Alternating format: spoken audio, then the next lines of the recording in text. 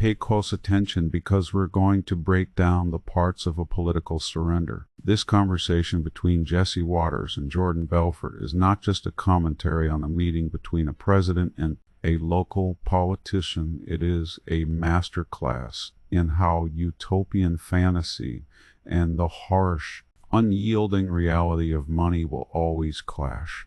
My thesis has always been clear: math always wins. You can run on poetry, promise the moon, the stars, and free groceries, but you run in prose, and most of the time, that prose is written in red ink. As soon as a politician leaves the world of rhetoric and enters the cage of governance, the door locks behind them and money is the only key. The only thing that matters is reality. Let's take a look at the people on this stage. Zohran Mamdani is on one side, and he is the archetype of the modern democratic socialist. His platform is a long list of ideological wants, such as free buses, grocery stores run by the city, and getting rid of or cutting funding for police departments. These are ideas that do well when there is no competition, when the laws of economics are put on hold by the excitement of the public. On the other side, you have Donald Trump, who's described here as not just a president, but also the ultimate capitalist pragmatist, a man who sees the world through the lens of leverage deal-making. And the bottom line, the media wants you to think this is a fight between people, but as a historian, I say it's a fight between physics. It is the point at which the unchanging principles of socialism meet the unstoppable force of solvency. What was the point of this meeting? Why would a Bernie bro socialist, whose whole brand is based on fighting the MAGA agenda, go into a room with Donald Trump? The answer is embarrassingly simple. He needs the money. Ideology is a luxury. You can only afford to be a pure ideologue if someone else is paying the bills. When you look at the balance sheet of a city like New York, which is dealing with housing crises, affordability metrics that are underwater, and a population that is sick of crime, you realize that resistance doesn't fix potholes and virtue signaling doesn't pay rent. Mamdani wanted the meeting because he can't keep his promises without the federal government's money. He is flirting with America first because socialism first just bounced a check. Jordan Belfort, the Wolf of Wall Street, describes the mechanism at work here in great detail. He says that Mamdani is suddenly changing his mind.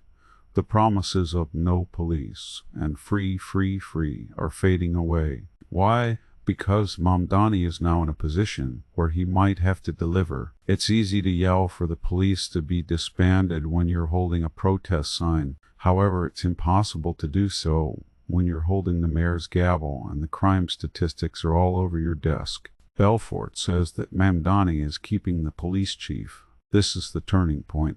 This is when the revolutionary turns into the accountant. The campaign trail's rhetoric is meant to get people drunk, but the reality of running a government is meant to sober up the politician. Mamdani has a hangover, and the only person with a glass of water is Trump.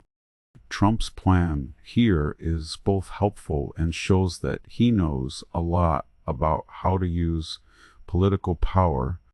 He wins 2 tactical battles by going to the meeting. To start, he backs up the big tent idea.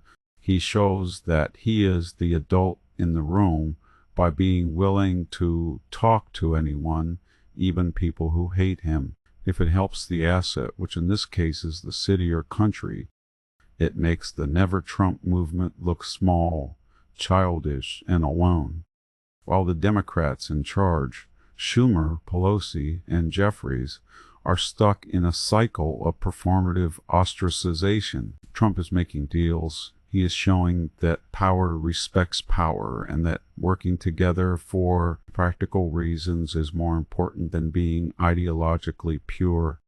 Second, and maybe more sneaky, Trump is using a classic elevate and isolate move By giving Mamdani an audience, he makes him the public face of the Democratic Party. He shines a light on the most extreme, mathematically impossible parts of the left, like the free everything crowd. He puts the burden of socialism on the whole opposition. Belfort says that this is bad news for the Democrats because this kind of socialism has never worked anywhere in the past or in the economy. It causes pain, poverty, and a lack of resources. Trump makes a clear difference between the usefulness of capitalism and the uselessness of state-controlled utopianism by linking this brand to the Democrats. But let's get back to the main point. The economy is always going to be important. Belfort talks about how government-run businesses don't work well, using the DMV as the most famous example of bureaucratic failure. This is a very important teaching point. The socialist idea is that the government can give everyone what they need, like food, transportation, and housing, in a kind and effective way. The truth is that the state is a slow, clumsy, and expensive middleman. The private sector does a good job because the worst thing that can happen is going bankrupt. The government doesn't do a good job because the only punishment for failure is asking for more tax money. Forever. Mamdani's idea of grocery stores run by the city doesn't take into account how thin the grocery business's margins are. If the private sector can't keep prices low with better logistics, a government agency has no chance of doing it without a lot of money. So we get to the edge. Mamdani is stuck in a trap that he made for himself. If he stays true to his socialist roots, the city's economy will probably fall apart because of spending that can't be sustained and bad management, which will show Trump was right if he stops being a socialist to be a good leader. He agrees with Trump's capitalism and turns off his own radical base. The transcript says, he is between a rock and a hard place, but the rock is easy math and the hard place is the voters who want results, not talk. This meeting is the first sign that things are not going well. It is the acknowledgement that promises cannot be eaten. You can't live, and the catchphrase, you have to talk to the landlord to pay the rent, which you have to do eventually. In this case, the landlord is the economic reality that Trump stands for. The next big failure point we need to look at is the isolation of the establishment Democrats. As Jesse Waters points out, the average voter and even the rank-and-file Democrat politicians like Schumer, Hakeem Jeffries, and Pelosi are left staring at this meeting in confused silence. The question that keeps coming up in their power structure is, why didn't I do it? This is the bitter taste of missed opportunity that comes from being too rigid in your beliefs. For a long time, the Democrats' plan for Donald Trump was to completely shut him out of everything. The idea was that if you didn't pay attention to him and treated him like a pariah, he would lose his power. But politics, like nature, doesn't like empty spaces. The establishment made a huge strategic mistake by not getting involved, which Zohran Mamdani took advantage of. This shows a basic disconnect between the political elite and the harsh needs of the people they represent. The elite can afford to stick to their guns because they don't have to deal with the consequences of not doing anything. The constituent is worried about the rent, though, when housing costs get too high and the cost of living becomes a threat to life. The voter doesn't care about the political party of the person who signs the check or the person who approves the permit. They want the house to be built. They want the costs to go down. The working class does not see the establishment's refusal to work with the president, who has done incredibly great things in his second term, as heroic resistance. They see it as a failure to do their duty. Because of personal animus, they refuse to do the job they were hired to do. The working class can't afford that kind of luxury. We also need to look at the language used to talk about loving people and hating people. Waters says that the Democrats hate people, while Trump and Mamdani in their own ways love people. Let's take out the emotional language and look at the facts. Socialist love is often abstract. It loves the idea of the collective, the theoretical masses that need to be saved by the state. But this love can quickly turn into hate when the people involved don't follow the central plan. The capitalist love, or the capitalist relationship that Trump stands for, is based on business. It honors the person's ability to make a deal. It doesn't try to keep you from doing things that are bad for you. It tries to sell you something you want. Ironically, the transactional model often shows more respect for human dignity because it sees the citizen as a partner in an exchange, not a helpless ward of the state who needs a free bus ride to live. Now let's talk about the specific policy clash that was brought up. Housing. The one thing they agreed on is that both the communist and the capitalist want to build homes. But this is where the math always wins idea falls apart like a guillotine. Wanting to build homes doesn't matter. How to build homes is what matters. Mamdani probably believes in construction that is required by the government to price controls and big subsidies. These are all ways that have historically hurt supply and quality because they take away the profit incentive that drives efficiency. Trump's view of the world includes deregulation, tax breaks, and private capital. These things help development, but they also mean that developers will make money. They might agree on the headline, more homes, but they are using different languages when it comes to the details. And in real estate, the fine print is where the buildings are really built. The transcript talks about city-run grocery stores, which Jordan Belfort makes fun of by comparing it to the DMV. This is the best example for our study. A grocery store has very small profit margins and relies on complicated logistics, inventory management, and quickly changing to meet customer needs.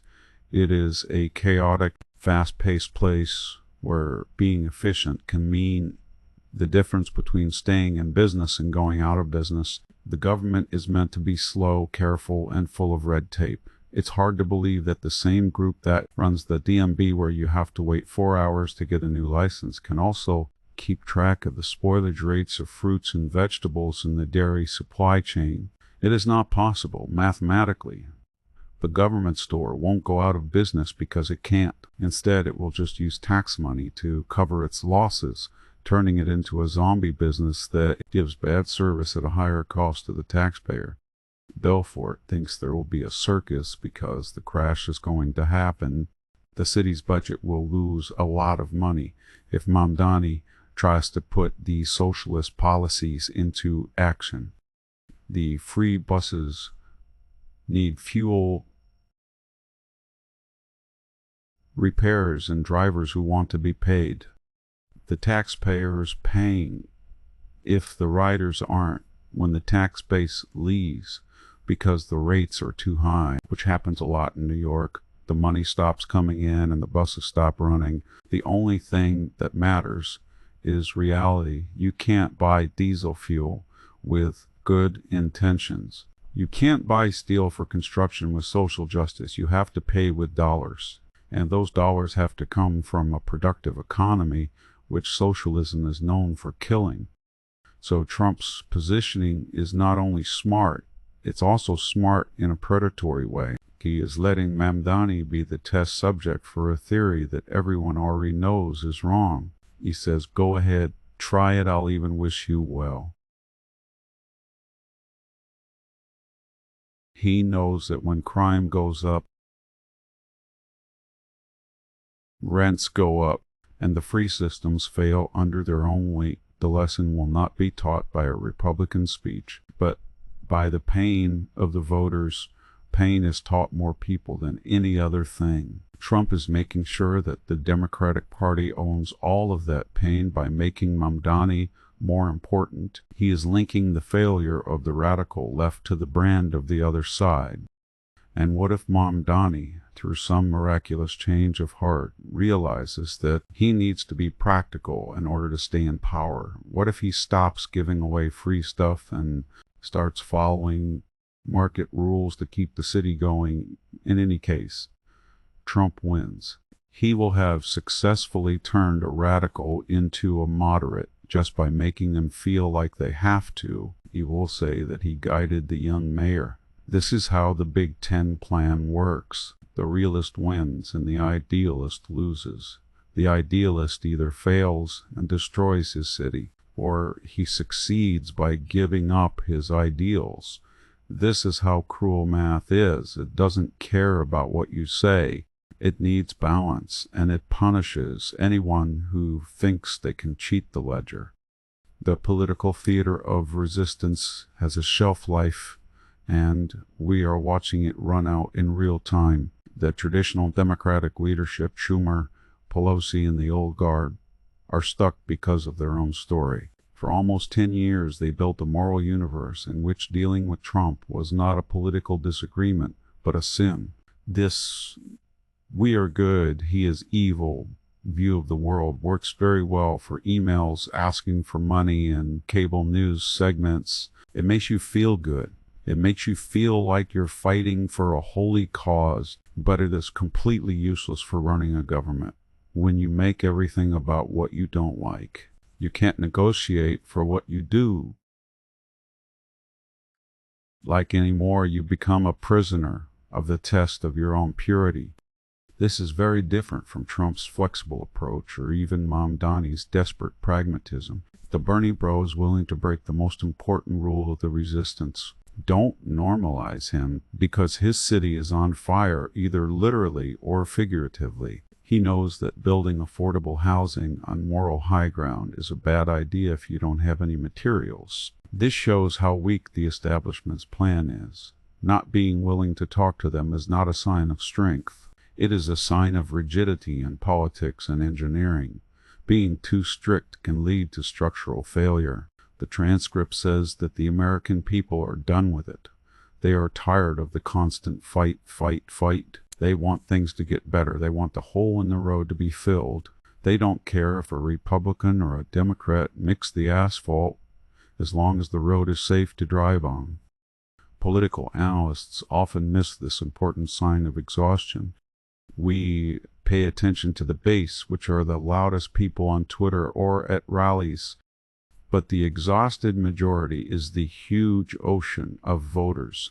These are people whose main worries are the price of eggs, the safety of the subway, and the stability of their mortgage. They don't think it's brave for Nancy Pelosi to tear up a speech or Chuck Schumer to refuse a meeting. They think it's childish. It looks like workers aren't doing their jobs because they don't like their boss. If you do that in the private sector, you lose your job. In politics, you usually get reelected until the pain is too much to ignore. We're getting close to that point. The insanity of being alone is colliding with the need to work together.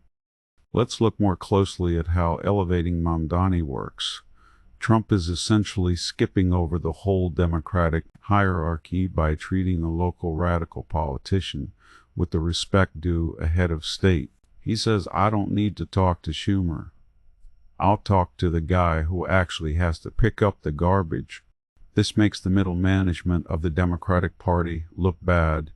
It makes them seem unimportant. What does the Senate minority leader do if the president can make a deal directly with the socialist mayor? Trump is making the organizational chart flat. He is making a direct link between the populist right and the populist left, getting rid of the neoliberal center that has been in charge of Washington for decades. And what about the risks? The transcript talks about the small chance that Mamdani could screw up. Let's be honest. For a strict historian or economist, the chance is not a coin toss. It is almost certain when it comes to long-term planning of complicated economic systems, like housing and food distribution. It always fails. Economists like Mises and Hayek came up with the calculation problem, which says that no central authority can ever have enough information to set prices and distribute resources as well as a free market can. Mamdani isn't fighting Trump, he's fighting the rules of supply and demand. When he tries to lower rents by law, there won't be any more. When he tries to make buses free, the quality of service will go down. Belfort's major blow-ups aren't just likely, they're already set in stone. And when they do happen, the political fallout will be huge. People like Mamdani have pulled the Democratic Party to left, and now they will have to defend the indefensible. They will have to explain why the buses are late and the grocery stores are empty, all while Trump stands on the sidelines and points at the scoreboard. He won't even have to fight them. Reality will take care of it for him. The most damaging question is this working for you? He can just ask it. This situation also shows how free can be a trap. In politics, free is the most expensive word. It is a siren song that leads people to debt and dependence. This word is the basis of Mamdani's platform, but as soon as he becomes an executive, he runs into the iron triangle of project management: good, fast, cheap, choose two. In fact, you are lucky to get one in the government. Most of the time you get slow, expensive, and bad instead of a utopia. The voters will get a bureaucracy. They will become cynical, and cynicism is what populist conservatism needs to grow. People will see that the mean capitalist who only promised a job and a fair price was more honest than the kind socialist who promised everything for free. That's why the meeting is a smart move for Trump. It doesn't cost him anything. He doesn't give up any power. He just opens the door and lets the other person in with a backpack full of bad ideas. Trump is the wise prophet who warned us that the ideas might not work. If Mamdani changes his mind and starts using market solutions, Trump is the one who helped him. The only thing that loses is the idea of democratic socialism, which is taken out of the faculty lounge, put in the cold, hard light of the city budget meeting. It will die there because it depends on a world that doesn't exist. A world without scarcity, without trade-offs, and without the unending winning logic of math. Let's move on to the idea of brand dilution, which is a well-known idea in business that also applies to political parties. Trump is actively speeding up the weakening of the Democratic brand by talking to Mamdani. For a long time, the Democratic coalition was a weak alliance between unions of working-class people, coastal elites, and minority voters. That coalition is having a hard time right now because of all the contradictions it has. When you bring in someone like Mamdani, who openly wants to tear down the economic systems that unions depend on, and the safety systems, police, that working-class neighborhoods need, you are poisoning the coalition. Trump is aware of this. He is giving the Democrats a megaphone and telling the most extreme voice to speak first. Think about how strange it is that the Bernie bro is flirting with America First. This changes the usual political spectrum. We are taught to see politics as a straight line, left V's, right? But this meeting makes it seem like the spectrum is more like a horseshoe. The far left populist and the far right populist are more similar to each other than they are to the centrist establishment. Both don't trust the world's elite. They both don't like the permanent bureaucracy. Both say they speak for the forgotten man. The only difference is the solution. The socialist wants to take over the means of production, while the capitalist wants to set them free. They agree on their diagnosis by meeting, but they disagree on the cure. The Bidens, Clintons, and Bushes of the world are now defending a status quo that everyone agrees is broken. Jordan Belfort's thoughts on the Wolf of Wall Street angle aren't just color. They're also context. He is the pure, unfiltered eye of capitalism. His support for Trump's move is support for the hustle. In Belfort's world, and mostly in Trump's, The worst thing you can do is not be wrong. It's not moving. It's like sitting on your hands. The Democrats are doing nothing because they are stuck in protocol and anger. Trump is on the move. He is doing business. He is adding more to the map. This kind of change appeals to Americans who are naturally restless and want to start their own businesses. We forgive a lot of things in this country, but we don't often forgive people who don't do anything. We also need to look closely at how the media fits into this story. The transcript shows a conversation on Fox News, which knows that its viewers want simple stories about strength versus weakness. By framing the Democrats as hating people and Trump as loving people, they are turning a complicated policy disagreement into a basic moral play. But even without the bias, the basic idea is still true. Engagement looks like strength. Fear looks like being alone. Some people think Mamdani is brave when he meets Trump, while others think he is a traitor. But he looks like he is doing something. People think the establishment is hiding when they stay home, in an economy based on attention being seen as being viable. Let's go back to the specific issue of affordability. This is where the fight will be won or lost.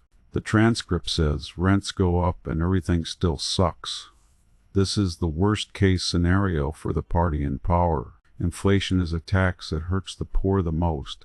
If Mamdani's policies make inflation worse by printing money, stopping growth, or raising taxes, he is hurting the people he says he wants to help. Trump knows that inflation is the worst thing that can happen to a politician because people feel it every day. You can feel it when you fill up your car, go to the store, or pay your rent. It is always there reminding us of how bad the government is. If Trump can link the Democrats to the high cost of living, he wins. That's it. Math is the winner. The metaphor of a testing ground at the end of the transcript is very deep. New York City is a real-life lab. We are growing a culture of democratic socialism in a petri dish to see if it can survive being exposed to reality. The rest of the country is watching from the outside. If the experiment fails, if the city goes bankrupt, crime goes up, and the tax base disappears, it will be a warning to the next generation. It becomes the Detroit of the 2020 seconds, which means that the policy didn't work. Trump is fine with the experiment going on because he thinks it will work. He is betting that the rules of economics will stay the same. He thinks you can't make laws that will make people rich. This brings us to the respect dynamic. If you respect him, he'll respect you back. Trump says, this is the rule in the street and in the boardroom. It is not part of the faculty lounge code, which says that respect is based on credentials and following the same ideas. Trump is basically saying that personal relationships and respect for each other are more important than political labels. This message is very tempting. It says that the gridlock in Washington isn't because of deep philosophical differences, but just because people are being rude. If only they would talk to him, we could fix this. This makes the problem seem easier to solve, but it also puts the blame squarely on those who won't talk. Lastly, we need to recognize Zohran Mamdani's strong will to live. He is a politician in a Shark Tank. He knows that his base is flipping out, but he also knows that a dead politician doesn't do anything. He is taking a calculated risk that getting results, even with Trump's help, will eventually be more important than the sin of working together. He thinks that the voter who gets a cheaper apartment will forgive him for shaking hands with the bad orange man. This is the final test of the ideology vs reality thesis. Will the voter choose the ideologue who doesn't deliver anything, or the pragmatist who does? The past points to the latter. The stomach usually votes louder than the heart. The conflict between Bernie bro idealism and America First nationalism makes for an interesting paradox of populism. Both movements point to a system that is unfair. Both sides say that a secret elite is stealing from the average person. Whether that elite is corporate billionaires or the deep state, the point of agreement is the complaint. The solution is the point where things go wrong. But by bringing Mamdani into the fold, even for a short time, Trump makes that difference less clear. He takes advantage of the complaint. He basically says, I agree, the system is broken. The difference is I know how to fix it because I built it. He just wants to burn it down. This makes Trump look like the competent revolutionary and the incompetent anarchist, not the defender of the status quo. Let's take a closer look at the phrase. Mamdani asked for it. Trump just said, sure. This is a very powerful way to agree. It shows that Trump is in charge. People who want something from him must go to the throne. If Trump had asked for the meeting, it would have seemed like he needed something from the socialists. He stays in the alpha position by waiting to be asked. He gives the audience. This strengthens the order.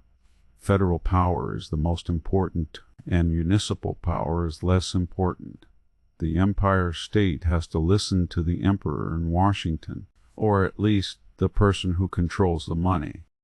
We also need to look closely at the claim that Trump truly wants the best for anyone. This is the story hook that makes his personality less sharp. It doesn't matter if you believe it or not. The claim is very useful in politics. It lets his supporters explain his most brutal actions as tough love. It lets him frame his policies as patriotic needs instead of partisan attacks. I want New York to succeed protects him from being called vindictive. It makes the other side argue against success. It puts them in a rhetorical corner where they sound like they want to fail just to get back at him. Think about the rock and hard place analogy. Again, Mamdani is stuck between his donor class. If he has one besides small donations, his activist base, and the federal government, this is the test of leadership. The activist base lives in a world where right and wrong are clear. To them, making a deal is a betrayal. But governance is all about making deals. Every law that is passed and every budget that is passed is a compromise between different groups' interests. The system makes Mamdani betray his base by making him govern. Trump is aware of this. He is speeding up Mamdani's inevitable clash with his own supporters. He is watching the left destroy itself. Let's talk about socialism fails everywhere it goes. This is the historical hammer that Belfort uses. It is an assertion based on empirical observation rather than mere opinion. From the Soviet Union's collective farms to Venezuela's oil fields, trying to replace price signals with orders has always led to shortages and suffering. Belfort is not just going after Mamdani when he says this. He is going after the whole intellectual base of the modern progressive movement. He is saying your software is broken. It crashes every computer it is put on. Why are we putting it on the server of the world's financial capital? This leads us to the free bus mistake. In economics, there is no such thing as a free lunch, and there is definitely no such thing as a free bus. The price is just moved. The taxpayer, the vehicle's deferred maintenance, or the driver's stagnant wages bear the burden. When a service is free to use, people will always want it. People will ride the bus just to stay warm, sleep, or go one block if it doesn't cost anything. This is too much for the system to handle, which makes it harder for everyone who really needs it to get to work. This is a tragedy of the commons. The bus that was free becomes unusable, and then the voters get mad. Anger from voters is what drives political change. Trump is counting on this anger. He is making the Republican Party the order and competence party. The Democrats are trying out chaos and charity and The Republicans will run on law and ledger. If the subway is unsafe and the budget is broken, the Order Party wins. The voter will choose safety over personality, even if they don't like the Republican. The best guide for voters is Maslow's hierarchy of needs before self-actualization and social justice. Safety and basic needs like food and shelter come first. The transcript's reference to the original Wolf of Wall Street adds a layer of cultural grit. Belfort is still alive. He went to jail, rebuilt his life, and is now a commentator. His story is similar to the American story of redemption. He admires Trump because Trump has also survived bankruptcies, impeachments, and constant attacks from the media. To borrow from Nassim Taleb, they are part of the anti-fragile fraternity they gain from disorder. The Democrats in power, on the other hand, are weak. They depend on rules, order, and good manners. They break down. When the world gets crazy, Trump becomes stronger. Mamdani, the young socialist, is about to find out if he is weak or strong. Finally, the idea of the great testing ground means that we are watching a pilot episode for the future of the country. If Mamdani wins, the Democratic Party moves to the left. If he doesn't succeed, it goes back to the middle or falls apart. The stakes are very high, not just for New York, but also for the direction of the country's ideas. Trump gets a producer credit on this show by taking part. He can change the edit. He can change the story. He is not just watching. He is making things happen. And in chemistry, the catalyst is what makes the reaction happen faster and hotter. The future of the Democratic Party is currently being held hostage by its own contradictions. And this meeting is the ransom note. We need to realize that political parties aren't fixed things. They're living things that change or die based on the pressures of their surroundings. People are worried about the economy and don't trust institutions right now. There are two groups in the Democratic Party right now: a technocratic elite that wants to slow down the decline, and a radical insurgent wing that wants to speed it up in the hopes of a new beginning. Mamdani is one of the latter.